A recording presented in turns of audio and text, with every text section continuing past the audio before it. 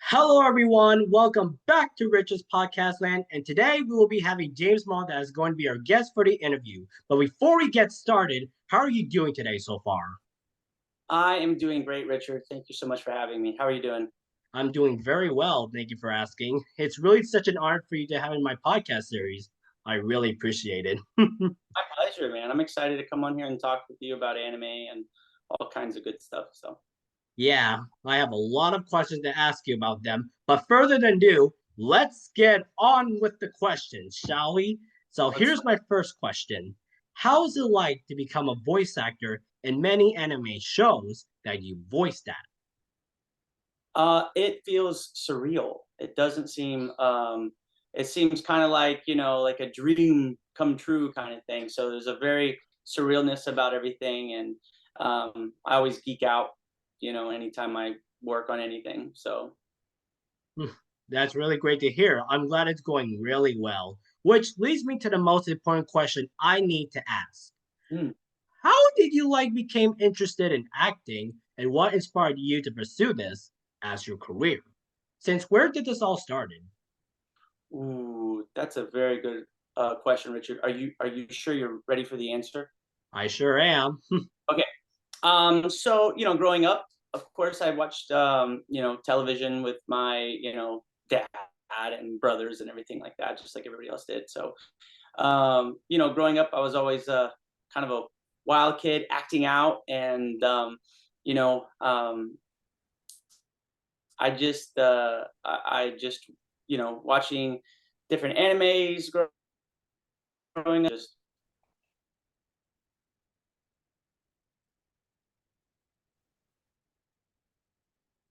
just all kind of worked out, I guess. Well, that's really great to hear. Vision Are you as still there? yeah, I'm still here. It's um oh, I'm still here. Sorry. Well, that's really great to Okay, hear. good, good, good. I mean, like people would like to impersonate their favorite characters through television in order if they want to get started of becoming an actor because being a character with their own feelings is the best way to start by impersonating of who they are through cable, and through TV series. But yeah, I'm really glad it all went started for your acting career. But here's the thing: did you ever took any voiceover workshops while you were accomplishing your acting skills before? So in high school, I had taken acting lessons and different films classes and everything. And of course, friends and we'd make our own little mini projects. I did martial arts as a kid, and one of my instructors was an actor, and that kind of also inspired me to do acting. And I wanted to do like action movies and stuff like that. And so um, I didn't really think of voice acting as a specific career in mind. Um, it wasn't until I had went with my old instructor. He was doing some convention stuff, and I'd go with him, and I see all these voice actors of different shows that I kind of grew up watching. I was like, "Well, that's freaking awesome!" It's kind of cool seeing these guys, in person. And so I started to get an interest. I was like, man, maybe I could do that, right? And so I just started working towards it. And a lot of my acting coaches, they were very supportive. And I just wanted to focus on anime, right? And voiceover in general. There's like so many things that you can do that people do, like audiobooks and video games and um, all kinds of different things, right? And so a lot of my acting coaches were like, well, why don't you focus on just doing audiobooks or focus on more commercial stuff? And for me, I was like, I don't really want to do those things. Like, I don't really have an interest in that stuff. So I really just, I was acting, and when I started doing voiceover stuff. So yeah, I did have because voice acting is acting, right? So I had was always in acting classes, and I had acting coach, and I had told her that I really want to try to pursue voice acting and anime. And so there's all kinds of different voiceover classes and stuff that are offered in different workshops and stuff like that. So um, a lot of the there's a lot of really good ones, and there's a lot of ones that are kind of like just cash grabs, Hmm. and it's just regurgitated material. But through those different like acting workshops and classes and my own acting coach and acting school and stuff, you meet other people that are in the industry. And then my at the time my acting coach, she had a career in anime, and so I think she had put in a good word for me, and you know thanks to God, right? So Yeah. it all kind of worked out, and sure enough, I started auditioning for voiceover stuff that was online, like everybody else does, many moons Mhm. ago, um, and one day, I was like, I kind of had exhausted my effort, like just trying to break into anime itself, right? Because a lot of my coaches were like, that's anime's like 1% of voice acting work. Um, and it's very difficult to actually break in, and then once you're in, to stay in and stuff like that. But I didn't really care what they had said. I was like, I don't care. I still want to do it. Yeah. And so I was kind of I remember I had one day where I was just kind of like, oh, man, I was it's highs and lows in the acting world. And so I started trying to like rethink like my goals and stuff, and like what I wanted, and what I was doing. And I prayed to God, and I asked God, hey, if this is the right path, if I'm doing the right thing, um, you know, uh, give me a little sign. And then, sure enough, like a week later, I got a phone call for uh, my very first audition for an anime studio. So I was like, oh, so yeah, so it's Okay. been I've been really lucky, you know, um, and really grateful, for all the opportunities and stuff like that for different shows I've had to work on. But Okay, that's really great to hear that. I'm really glad to hear all your whole acting journey before you got into voice acting. That's very interesting because when you mentioned martial arts, I actually wanted to go to them once, but I found out that I'm not really good at it because I was like actually afraid I would get hurt. But all of a sudden, I should probably go to martial arts like you mentioned because martial arts is like the best backup for people that want to become an actor. So you actually do have a good point. I actually kind of like it. yeah, um, martial arts has been a vehicle for me to explore things in the acting world, right? And the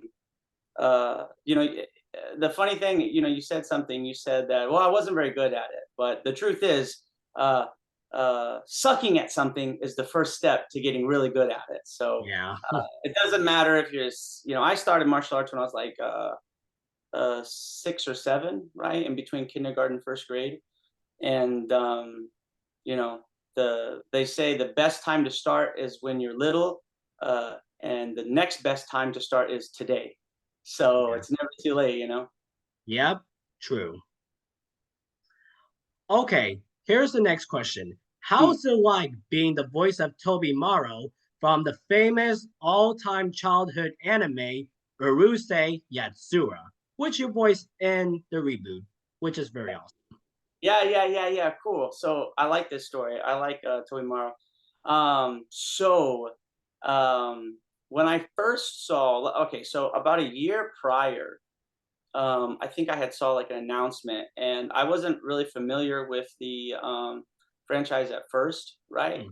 But I saw like the announcement that the show was coming, and I fell in love immediately. It just something kind of like drawn me to these characters, like the character art and stuff like that. And so I just like I don't know, like I just felt like I felt like that was almost like a sign from God. Like God was like, "Yo, take a look at this, dude."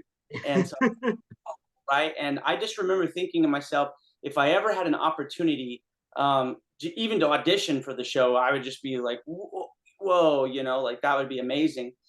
And so I just, I it would always kind of pop up and stuff, and I don't want to be cliche and be like, oh, I manifested it or anything like that, because um, I think that God had provided opportunities at the right time. And so I remember.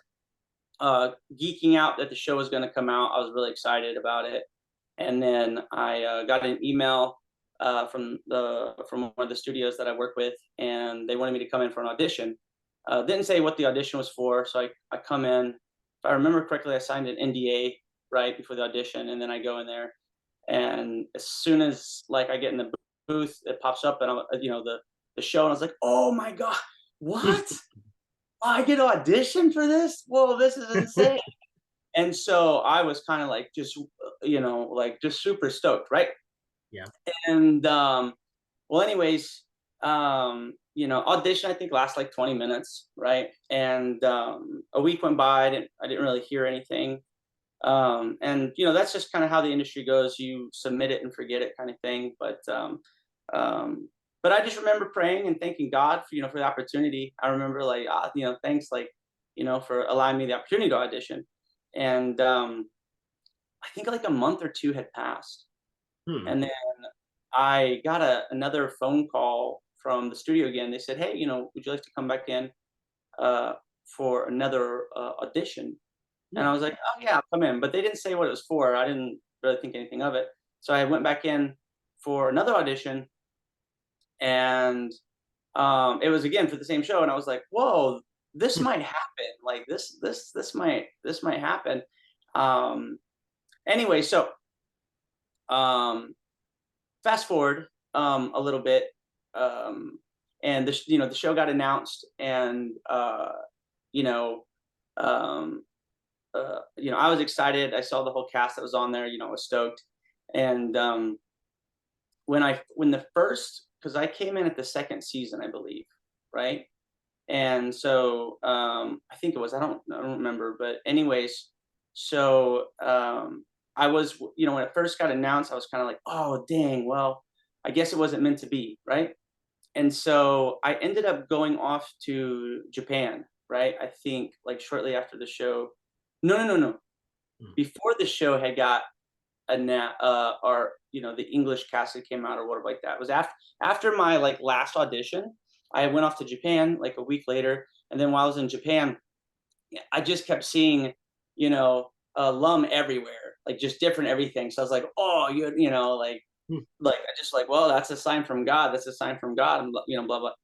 And so, anyways, I just kept praying on it and just said, hey, if it's meant to be, it'll be. But I was really hopeful. That was like one of the shows that I really, really, really wanted to work on. And sure enough, uh, I get an email out of the blue, and I was like, oh, like I had to take a minute to remind myself to breathe. I was like, holy smokes, I'm gonna be in this show. I didn't even, you know, I didn't even read all the email first, right? I was just stoked that I was gonna go in and work on the show. So I didn't at first. I didn't realize that I was going to be reading for one of the or playing one of the supporting characters. Um, and then it's funny though because the character's name is Tobimaro Mizuno Koji, right? Hmm. And so um, in Japan there is a sporting goods store, and I think it's pronounced the Mizuno, right? Mizuno Hmm. Sporting Goods, right? Uh, I think so. Yeah, I think Yeah, that's yeah, what they're yeah. called. Yeah. Anyways, I just remember thinking, and so when the character, when I saw his name was Tobimaro Mizuno Koji, I was like, whoa, his name, he has the Mizuno just like the sporting goods store that's right next to the Kodokan, which is the birthplace of, it's like where the judo dojo is, like like the judo headquarters, right? Mhm. And so I was like, whoa, that's a sign, like that's a gift from God. He's like, hey, I got you, big guy, right? And so and sure enough, that character, Tobimaro, his family comes from like this sporting good empire, right? His family is like they own like one of the most famous sporting goods stores. So there was a lot of correlation and stuff between like like just the character, his name, and then I remember sitting outside of the Kodokan, which is not too far from the Mizuno sporting goods store. And I just remember thinking about the show. So there's all these little parallels, and so yeah, that was really cool. It was like kind of surreal, like there was all these signs around me, you know what I mean, and stuff. And when I went in to first start recording for that role, I had misread. misread the session time. I think the first day of recording was like 5 hours or something like that, and I thought it was for only 2 hours. And so my kids, I remember they get out of school like at 3, so I had to go pick them up. So I remember I was planning till 3. I was like, and then all of a sudden, the director's like, "All right, well, we'll take a break for a little bit and then get some water, and then we'll we'll start busting out some more." And I was like, "A break? Wait, am I not done at 3?" And they're like, "No, no, no, no. You're supposed to be here till 5." I was like, "Oh no!" And he was like, "No, I don't want to go to school. Don't worry." So I was like, "Oh man, I can't believe I embarrassed myself like that." But the director was super cool about it. He was like, "No, no worries. He's like, come in. We'll schedule you for the second half of it the next time." And so, um, but anyways, so I will keep blabbing on and on. But yeah, it was really cool. I was, um, when I first saw the recap, when I first saw the show, the character art and everything like that, I fell in love with it. And then just remember, asking God, you know, if any way possible. I don't want to sound greedy, but I was like, "Yo, hey, big man, like it would be really cool if I got to opportunity." Then when I Yeah. had that opportunity, and it all kind of worked out. And so I'm grateful for the director, Shannon. I'm grateful for the engineers and everybody at Sentai and everything like that for bringing me in and allowing me the opportunity to work on that show. So yeah. Well, that's really great to hear that.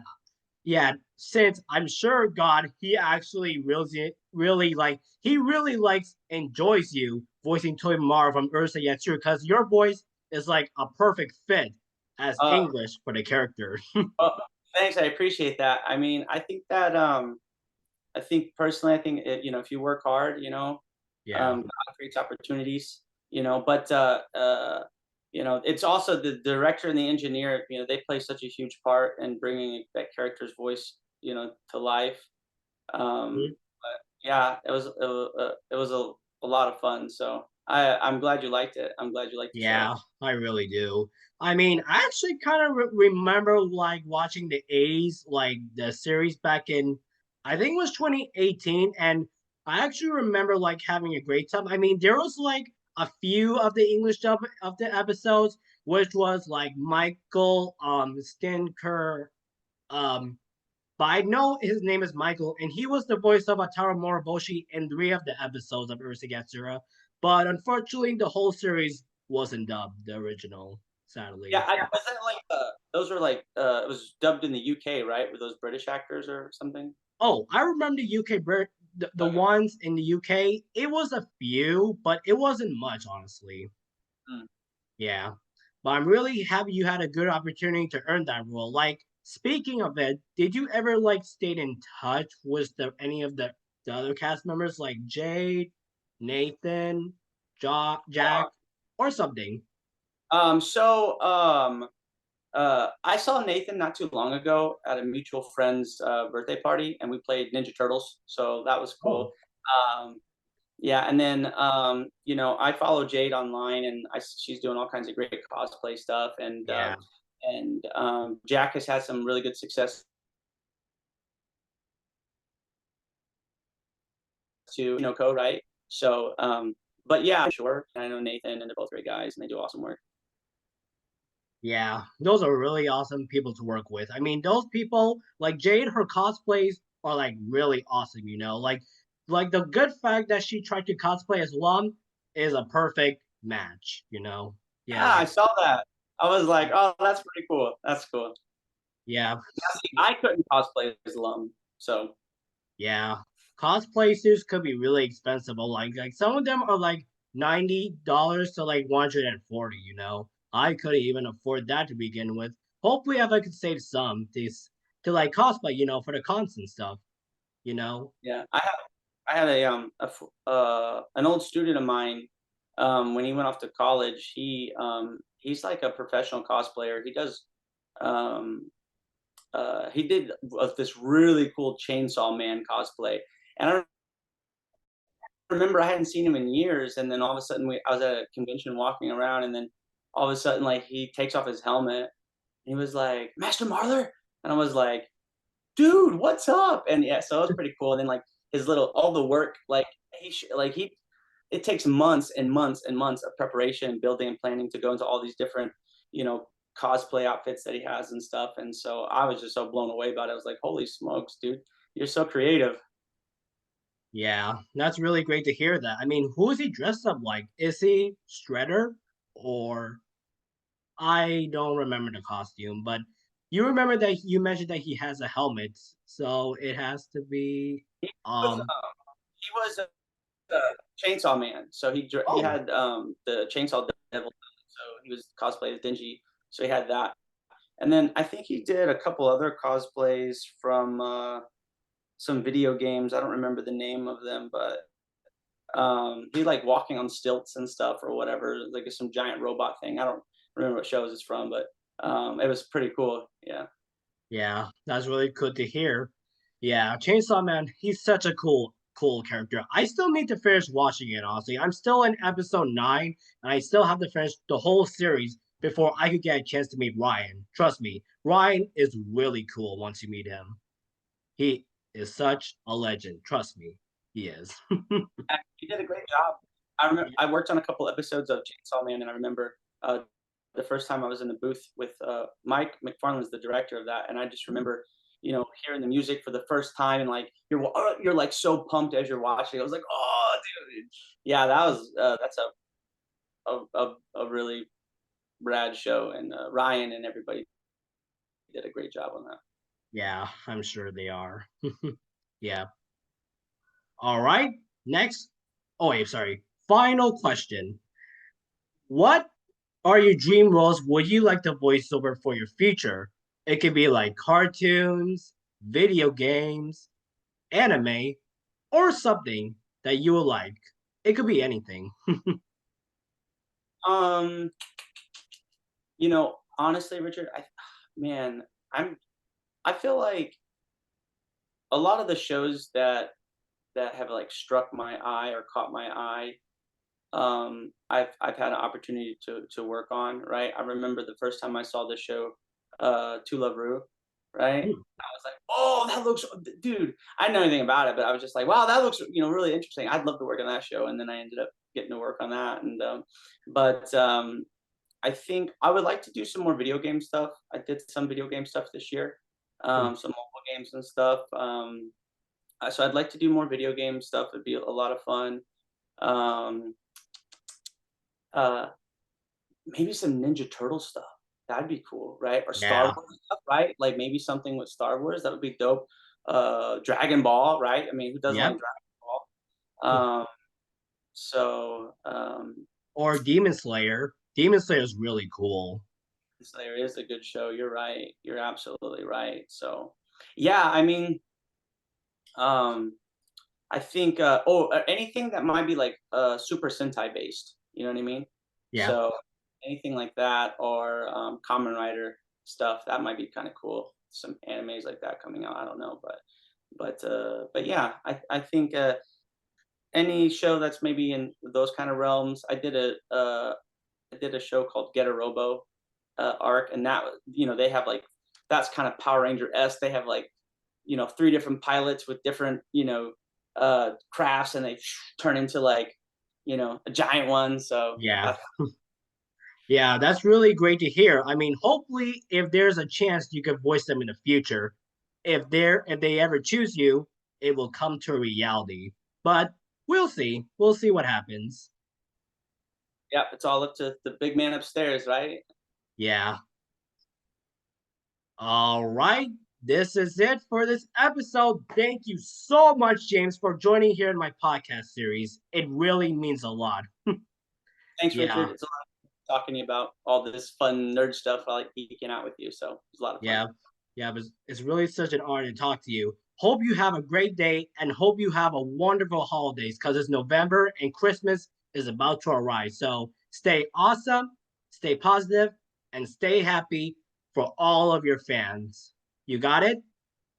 I will do my best, Richard. God bless Oh, you. yep. You too. Bye bye.